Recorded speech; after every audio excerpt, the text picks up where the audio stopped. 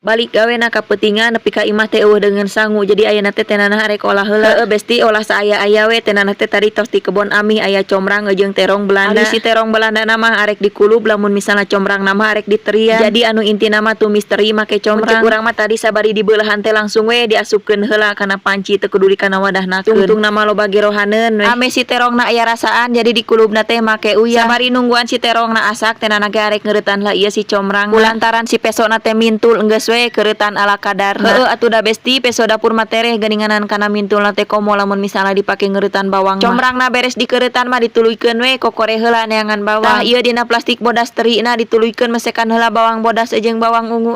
Besti ayeuna mah bumbuna teh teu kudu riweuh-riweuh teu kudu aneh-aneh. Saaya-aya we nu penting mah asak. Atuh da besti lamun misalna nu misteri modern kieu mah teu kudu di aneh-aneh dikeuretan di sik-sik kieu we si bawang jeung si cabe na teh. Biasana mah sok make sik-sik cengek tapi da kulantaran kege erek nyambel. Jadi weh dipakean cabe hungkul ulah poho ieu teh besti si comrangna teh dikumbah heula. Daripada riweuh-riweuh ngumah katel mending ieu we pake nu aya minyakan. Adina mah arek make minyak ieu tapi da kulantaran aya gegedroh urut ngagoreng. Jadi we dieurihkeun heula kabeh kana wadahna ganti ku minyak nu anyar. Bawangna geus arasak mah tuluy diasupkeun si comrangna teh ditumis heula sakedeung ameh kaluar seungitna. Tuluy sabari nungguan si comrangna asak ieu si terina oge dikumbah heula. Di dieu mah di tempatna lamun misalna teri modelan kieu teh disebutna teri nasi besti. Bakat ku lemes si terina teh jadi we disebut teri nasi. Sabari ditumis si comrangna teh pakean uyah jeung mecin besti ameh karasa asin jeung gurihna. Soalna si terina teh ku teh nanah dikumbah. Da jorok lamun misalna teu dikumbah heula mah atuh besti. Tuluy digulaan besti tapi gulana teh sakarat untung we aya sakarat-sakarat oge. Kuduna mah tadi besti di tomatan teh disakalikeun jeung bawang tapi da kulantaran karak inget ayeuna jadi we ayeuna langsung diasupkeun kana jero katel. Terus digebruskeun si tomatna mah tuluy diaduk-aduk ieu teh nepi ka saatnya besti sina asak. Sabari nungguan terong jeung terina asak teh nanah teh arek nyokot heula coet arek nyambal tapi pas diilikan lampuna teh parem jadi we dihurungkeun heula. Soalna lamun misalna dahar jeung lauk asin make lalap mah moal ngeunah lamun teu make sambal. Di besti nyieun sambal ge moal nu aneh-aneh moal anu riweuh-riweuh ukur make cengek jeung make tomat. Sakudu namanya besti ieu teh si cengekna teh anu warna hejo tapi da kulantaran cengek hejona ge eueuh jadi we nu aya nu beureum oge kajeun sarua sambal sarua lada. Sabari arek nyambal teh ngadukeun heula ieu teri pas diilikan teh geus arek saat geuninganan. Biasa we nyambal nama uyah mecin make gula untung we tadi teh nyesakeun gula saeutik ajang nyambal. Rines heula ieu si cengekna teh nepi ka lemes karak di tomatan dipejret-pejretkeun ieu teh make tomat laleutik teh nanah teh diasaan kurang uyah geuninganan. Gampang uyahna ge deukeut jadi we diuyahan deui. Tah si terina geus asak mah tuluy pareuman komporna pindah deui kana kulub terong urang angkat da geus asak. Ulah langsung dikanu carangkeun besti dikumbah heula bawakeun sangu asupkeun terina asupkeun sambelna ayeuna mah hayu besti nanah teh arek botram ngaliluan mah. Ari ngahuap sorangan mah lain botram meureunannya. Tapi da bari jeung sorangan ge ieu nikmat besti jeung lauk asin make sambal make lalap modelan kieu mah Allah mah barik lana huapkeun panas campur lada ieu